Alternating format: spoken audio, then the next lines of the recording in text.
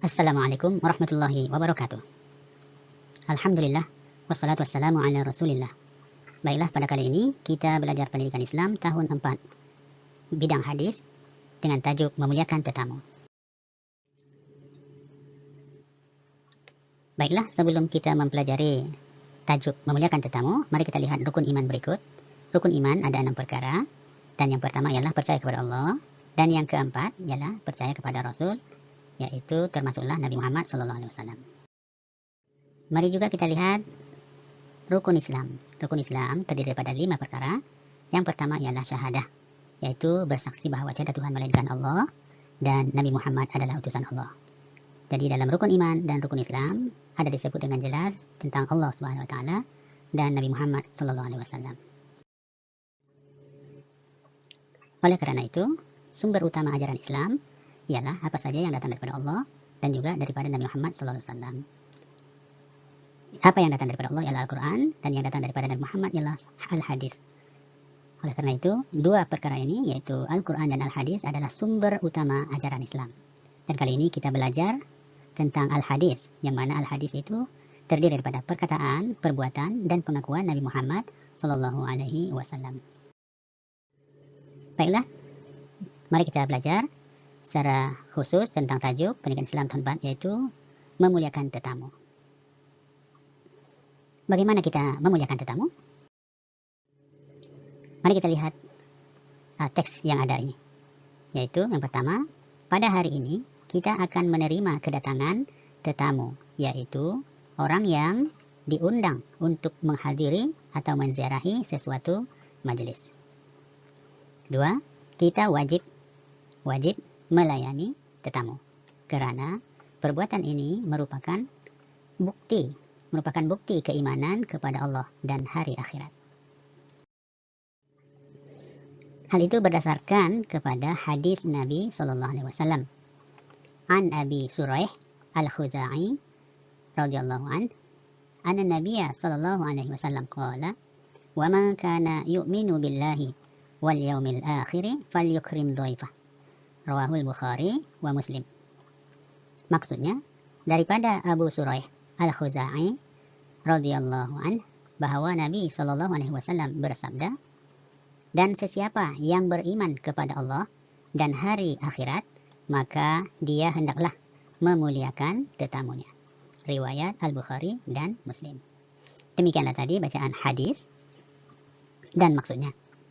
Sebelum kita lanjutkan, mari kita mengenali hadis ini. Pada bahagian permulaan disebut dengan sanad. An Abi Suraih Al-Khuzai. Nama yang ada di sini, Abi Suraih Al-Khuzai, disebut sebagai sanad. Ya, artinya yang menyampaikan hadis ini kepada generasi-generasi selepasnya ataupun kepada murid-muridnya, kepada orang-orang yang menerima hadis daripada dia. Yang kedua ialah bahagian teks hadis ataupun matan hadis, disebut sebagai matan hadis, teks hadis. Dan yang ketiga ialah perawi, narrator, yang menceritakan, yang mencatat, yang membukukan hadis-hadis yang mereka dapat.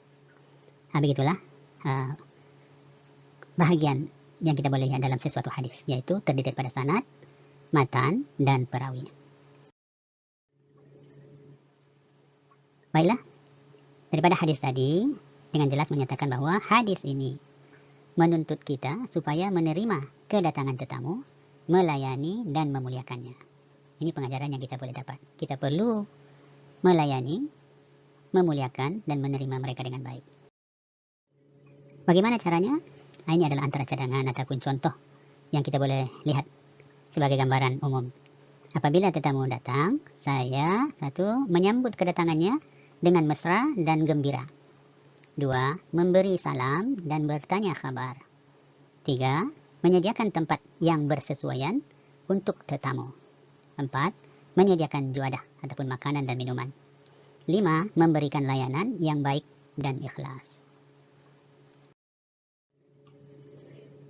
Demikianlah tadi pelajaran tentang hadis yang bertajuk dengan tajuk memuliakan tetamu. Sekarang mari kita lihat notas ringkas ya daripada tajuk memuliakan tetamu tadi.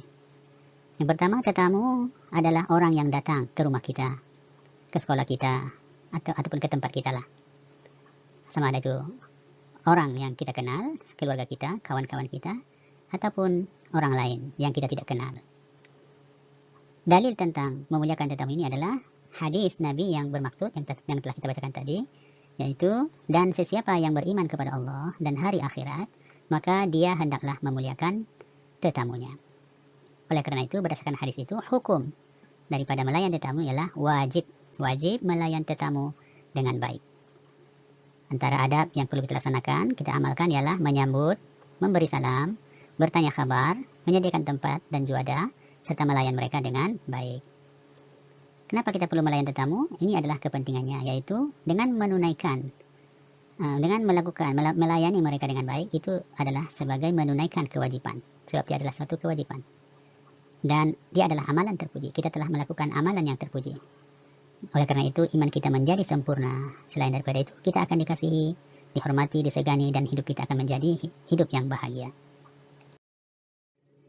Demikianlah tadi pelajaran kita tentang memuliakan tetamu, ya, belajar hadis yang bertajuk memuliakan tetamu. Berikut adalah sedikit uji minda. Masihkah ingat atau tidak? Oke, dua sumber utama ajaran Islam ialah apa? Yaitu Al-Quran dan Al-Hadis. Hadis ialah perkataan, perbuatan, pengakuan, dan sifat Nabi Muhammad SAW. 3. Sesebuah hadis mengandungi sanad, matan, dan perawi. Hadis penting karena ia merupakan sumber hukum yang keberapa? Yaitu yang kedua selepas Al-Quran. Nyatakan 2 adab melayan tetamu. Apakah adabnya? Seperti bertanya kabar, memberi salam, ya, melayan mereka dengan baik. Nyatakan 2 kepentingan melayan tetamu. Apakah kepentingannya? Kepentingannya adalah seperti kita telah menunaikan kewajiban. Dengan melayan tetamu, kita telah menunaikan kewajiban. Selain daripada itu,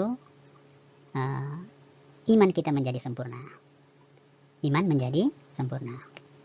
Nyatakan hukum melayan tetamu. Hukumnya ialah wajib. Sebagai seorang Islam, Muslim, kita mesti melayan tetamu dengan baik sedaya upaya kita. Tadi pelajaran hadis dengan tajuk memuliakan tetamu. Mari kita sama-sama mengamalkannya dalam kehidupan kita sehari-hari, yaitu melayan tetamu dengan sebaiknya.